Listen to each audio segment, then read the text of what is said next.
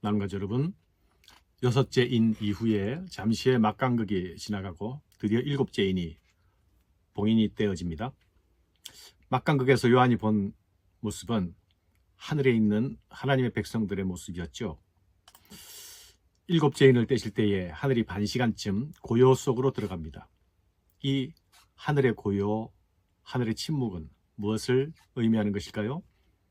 이것은 하늘의 심판이 내리기 직전의 긴장일 것입니다. 그런데 이 긴장은 아무런 움직임이 없는 정지된 긴장이 아닙니다. 큰 결정이 이루어지기 전 결단을 위한 긴장입니다. 이 긴장의 시간은 제단 앞에서 울부짖던 죽임당한 성도들의 탄원의 소리와 고난받는 성도들의 기도를 들으시는 시간입니다. 이 기도에는 악에 대한 하나님의 공의로운 심판을 강구하는 간절한 호소가 들어 있었습니다. 그 기도의 응답으로 향로의 불이 채워지고 그것이 땅에 쏟아집니다. 그리고 이 긴장 이후에 요한은 일곱 나팔을 가진 일곱 천사들을 봅니다. 이 천사들은 이 땅에 심판을 가져올 천사들입니다. 심판의 환상이 일곱 인의 재앙에서 일곱 나팔의 재앙으로 연결되고 있는 것이죠. 사랑하는 여러분, 이 세상의 교회는 결코 무력하거나 무능력한 존재가 아닙니다. 이 땅의 성도들도 마찬가지이죠. 교회의 기도는 하나님의 심판의 역사를 움직이는 동력이 됩니다. 성도의 기도가 내 일신상의 안녕에 머물지 말아야 할 이유이지요. 성도의 기도는 우리의 웰빙을 위한 도구가 아닙니다. 기도는 하나님의 나라를, 하나님의 역사를 움직이는 동력임을 기억해야 하겠습니다. 하나님은 성도의 기도를 들으시고 그 기도에 응답하심으로 불의한 이 땅에 심판을 가져오시는 분이십니다. 성도의 기도는 역사의 주관자이신 하나님의 통치에 참여하는 고귀한 일임을 기억해야 하겠습니다. 우리의 기도가 민족을 품고 열방을 품고 이 땅에 아픈 역사들을 품고 나아가야 하는 것입니다. 오늘도 우리는 하나님 나라가 임하고 이 땅에 아버지의 뜻이 이루어지기를 기도해야 하는 것입니다. 나팔을 가진 천사들이 나팔을 불기 시작합니다.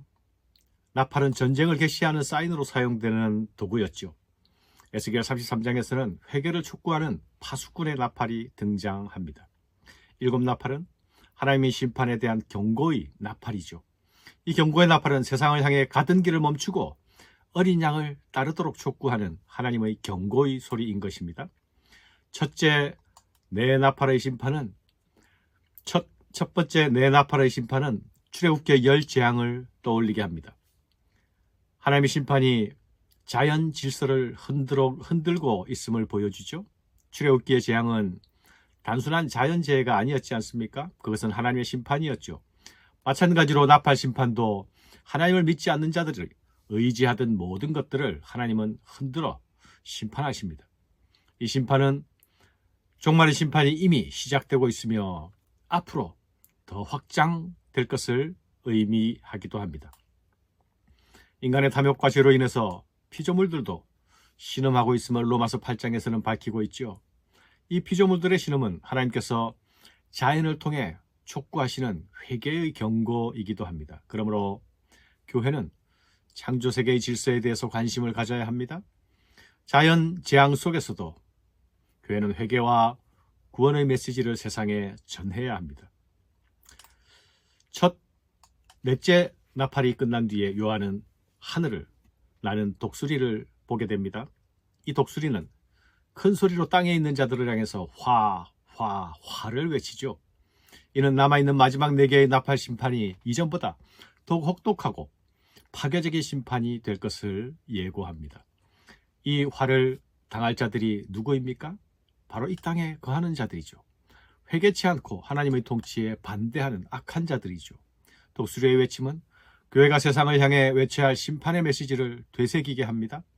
복음은 단순한 희망의 메시지만 주는 것이 아니죠. 복음은 회개와 믿음을 촉구합니다. 복음에는 하나님의 공의를 드러내는 경고의 메시지를 담고 있지요.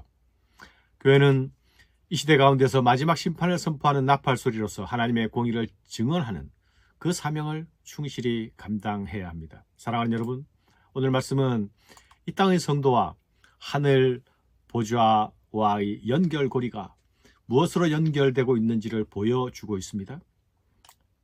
이 땅의 성도들의 기도가 하늘로 연결됩니다. 성도의 기도는 땅과 하늘을 잇는 가교 역할을 하는 것이죠. 기도하는 성도들은 하늘과 땅을 잇는 사람들인 것입니다. 성도의 기도로 보좌로부터의 심판이 시작됩니다. 또 다른 천사가 와서 제단 곁에 서서 금향로를 가지고 많은 향을 받았으니 이는 모든 성도의 기도와 합하여 보좌 앞 금제단에 드리고자 함이라. 향연이 성도의 기도와 함께 천사의 손으로부터 하나님 앞으로 올라가는지라. 천사가 향로를 가지고 제단에 불을 담아다가 땅에 쏟음에 우레와 음성과 번개와 지진이 나더라. 제단 곁에 선 천사의 손에는 금향로가 들려져 있었습니다. 그 향로에 가득한 향이 성도의 기도와 합해져서 제단에 드려지고 있죠. 그리고 그 기도의 결과가 나타납니다. 향연이 성도의 기도와 함께 하나님 앞으로 올라가고 천사는 그 향로에 제단에 불을 담아 땅에 쏟습니다. 그때 땅에는 우레와 같은 소리와 함께 번개와 지진이 일어나지요. 하늘에 올랐던 기도가 불이 되어 다시 땅으로 내려오고 있는 것입니다. 성도들이 드리는 기도로 하나님 나라가 임함을 여러분 알고 있습니까? 주님은 그 나라의 임함을 위하여 기도하라 가르치셨죠. 성도의 기도로 이 땅에 하나님의 정의가 세워집니다. 그러므로 성도는 환난 중에라도 기도가 응답되기까지 기다리고 또 인내해야 합니다.